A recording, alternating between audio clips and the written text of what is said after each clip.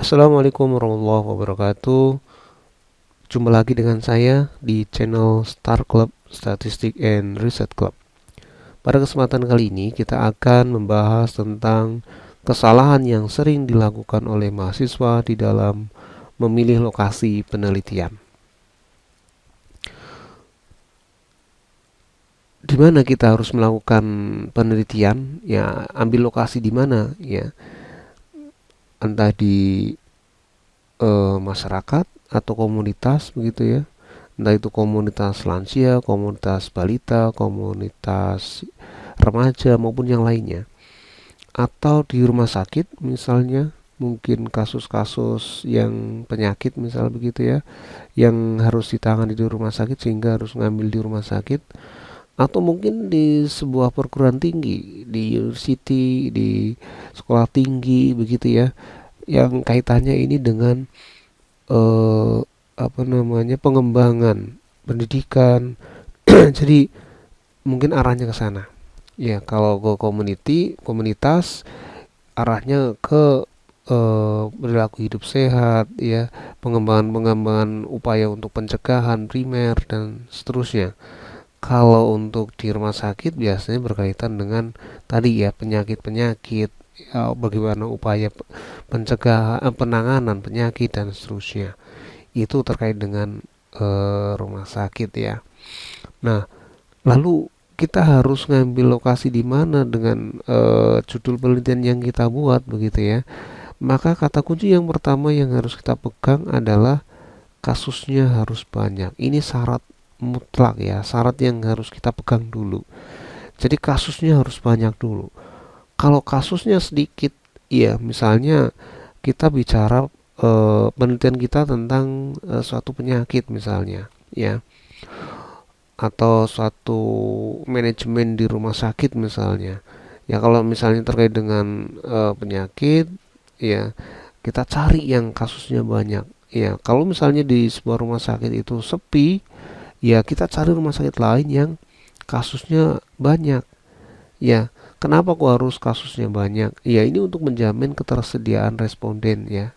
Jadi kalau misalnya kasusnya nggak ada, apalagi langka misalnya begitu ya, di mana-mana nggak ada, kita paksakan untuk melakukan riset itu, ya memang butuh waktu yang panjang. Bisa kita lakukan, tapi butuh waktu yang panjang.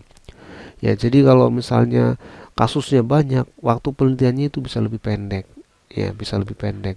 Nah, mahasiswa itu kan butuh penelitian cepat selesai kayak gitu ya.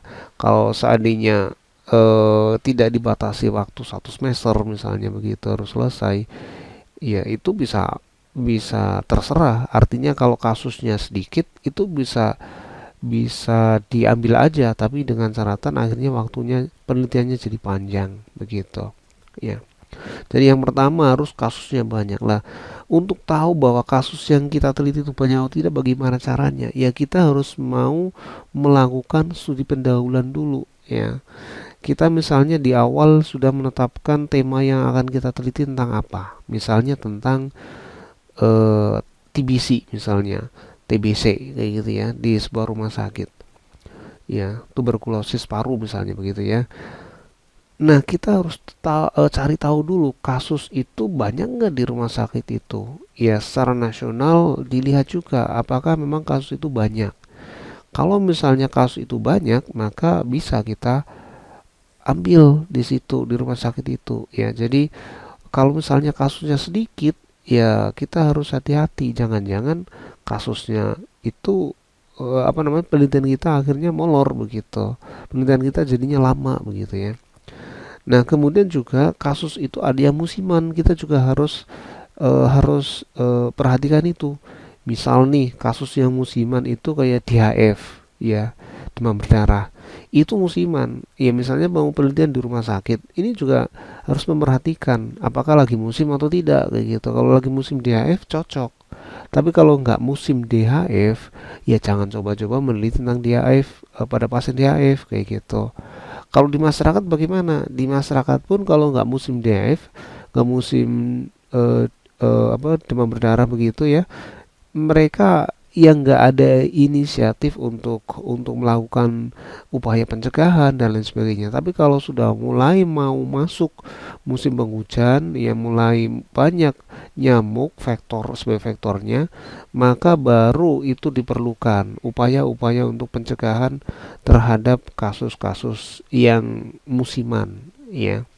Nah, ini kalau seandainya memang ada masalah di masyarakat terkait dengan mungkin upaya pencegahannya yang tidak ada, ya, apa namanya, pengetahuannya yang mungkin kurang paham begitu untuk melakukan upaya pencegahan. Ini bisa dilakukan, tapi dilakukannya kapan? Ya menjelang itu tadi, ya menjelang musim hujan, ya. Itu untuk apa? Untuk mempersiapkan kalau nanti musim hujan datang, mereka itu sudah dibekali dengan apa yang kita teliti tadi, ya, dibekali pengetahuan yang cukup untuk mengatasi masalah yang mungkin terjadi, ya, yang mungkin terjadi.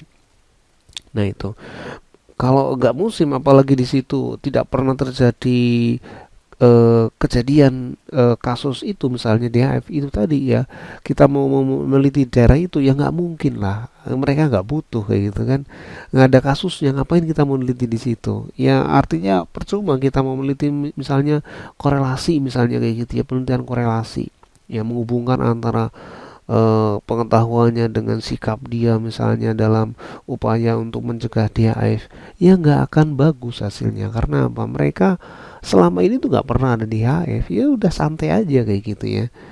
Ya sama sama halnya kita lah, misalnya kita nggak pernah bermasalah dengan uang kita, tiba-tiba kita mau ditanyain, ada orang tanya mau cari-cari masalah terkait dengan keuangan kita misalnya, ya tentunya nggak akan dapat, ya nggak akan dapat masalah, ya. Intinya kalau kasusnya banyak akan menjamin bahwa penelitian kita itu akan berjalan dengan baik karena ketersediaan respondennya tercukupi begitu, ya. Kemudian waktu penelitiannya juga akan semakin lebih cepat begitu. Itu kenapa kasus banyak itu harus perhatikan, ya. Dan tadi yang saya bilang, kasus itu juga ada yang musiman, sehingga harus diperhatikan juga apakah lagi musimnya atau tidak, atau menjelang musimnya atau tidak begitu, ya. Kemudian yang berikutnya adalah kata kunci yang kedua adalah perizinannya mudah dan cepat, ya. Kenapa? Ya karena memang setiap lokasi penelitian itu memiliki kebijakan masing-masing. Jadi kita harus nyari memang, ya, kalau misalnya kita meneliti di rumah sakit A ini misalnya perizinannya lambat, lama kayak gitu, ya susah, ya cari rumah sakit yang lain yang lebih mudah dan kasusnya juga banyak juga kayak gitu, ya.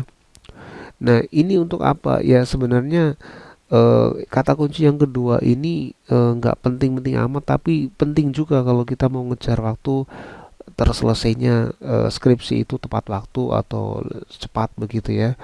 Kalau misalnya perizinannya lama, ini kan akhirnya membuat kita eh, sebagai mahasiswa, ya, yang akan melakukan penelitian di tempat itu menjadi harap-harap cemas begitu. Jangan-jangan perizinan saya nggak diterima, ditolak gitu, karena misalnya nih, kalau penelitian yang eksperimental di rumah sakit biasanya itu rawan tidak lulus ethical clearance misalnya kayak gitu, ya, karena bisa berisiko terhadap si pasiennya, ya. Jadi akhirnya ketika mau melakukan suatu treatment tertentu, yang melakukan satu terapi tertentu pada pasien, akhirnya kalau memang itu dirasa eh, membahayakan atau berisiko membahayakan si pasien, maka biasanya tidak akan lolos kayak gitu, sehingga perizinannya sulit, ya. Jadi nanti kalau mau di rumah sakit pun, kalau ingin perizinannya lancar kayak gitu, ya, maka ada salah satu kunci juga yang perlu kita pegang, yaitu carilah penelitian yang sifatnya korelasi. Itu juga akan lebih mudah, perizinannya akan lebih mudah. Tetapi tidak menutup kemungkinan yang penelitian jenis eksperimental itu juga akan diterima kayak gitu, karena memang rumah sakit juga sangat membutuhkan solusi dari problem yang sering dihadapi oleh pasiennya begitu. Ya, mereka juga ingin berkembang dengan pelayanan yang berkualitas dan seterusnya. Nah, pelayanan yang berkualitas itu juga tentu melalui proses riset, ya melalui proses riset. Jadi ada rumah sakit yang mungkin terlalu mungkin takut dengan apa namanya, atau mungkin belum begitu yakin dengan kemampuan mahasiswanya sehingga perizinannya akhirnya ditolak misalnya begitu. Jadi carilah lokasi yang perizinannya juga mudah. Misalnya kalau di masyarakat ini perizinannya mudah, relatif lebih mudah misalnya begitu ya. Nah itu bisa juga, tapi kasusnya tadi harus dipertimbangkan. Kasusnya ada nggak kayak gitu ya. Kalau kasusnya nggak ada ya kita harus cari tempat lain yang memang kasusnya ada dan perizinannya yang mudah dan cepat kayak gitu.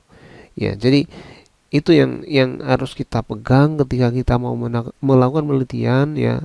Kemudian kita mau mencari lokasi penelitiannya, kita harus perhatikan dua hal itu yang penting kalau menurut saya ya. Jadi lokasi itu juga sangat penting untuk kelancaran penyelesaian dari skripsi yang atau tugas akhir yang teman-teman buat begitu ya.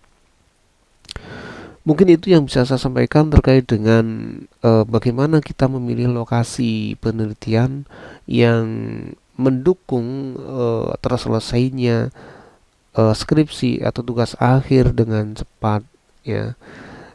Demikian yang bisa saya sampaikan, kurang lebihnya mohon maaf ya. Jangan lupa subscribe bagi yang belum subscribe. Saya akhiri, assalamualaikum warahmatullahi wabarakatuh.